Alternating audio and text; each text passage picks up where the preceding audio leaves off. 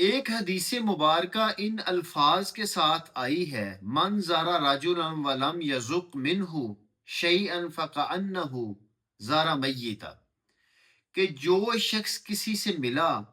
تو اس نے اس سے چکھا کچھ نہیں تو گویا وہ مردہ سے ملا۔ اس حدیث مبارکہ کا ابتدائی مطلب یہ ہے کہ جب کوئی شخص کسی سے ملاقات کرے تو جس سے وہ ملاقات کرے وہ اس کی توازے کرے، اس کے کھانے پینے کا انتظام کرے، چاہے وہ ایک کھجور سے کرے یا پانی کے ایک گلاس سے کرے۔ تو کسی آئے کو، مہمان کو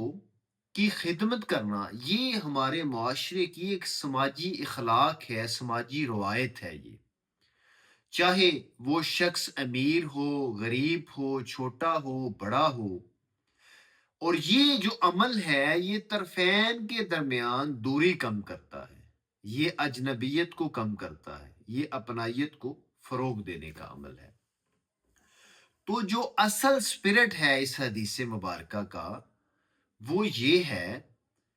کہ ایک دوسرے کے لیے ہم خوش اخلاقی کا پیکر بنیں۔ جب کسی سے بات کریں تو باتوں سے مٹھاس نکل رہی ہو، جب کسی کا ذکر کیا جائے تو بہترین ناموں کے ساتھ اس کا ذکر کیا جائے، تو جب کوئی پیغام دیں تو وہ دل کو ٹھنڈک پہنچانے والا ہو۔ تو معاشرے میں جو آگ ہے اس کے ارد گرد گرمی پھیلتی ہے، تو جو برف ہے وہ ایک ٹھنڈک کا ماحول پیدا کرتی ہے۔ تو ہمیں اس بات کی مسلسل کوشش کرنی چاہیے اور ایسا رویہ بنانا چاہیے کہ ہمارے رویے سے ہمارے ماحول میں، معاشرے میں ٹھنڈک ہو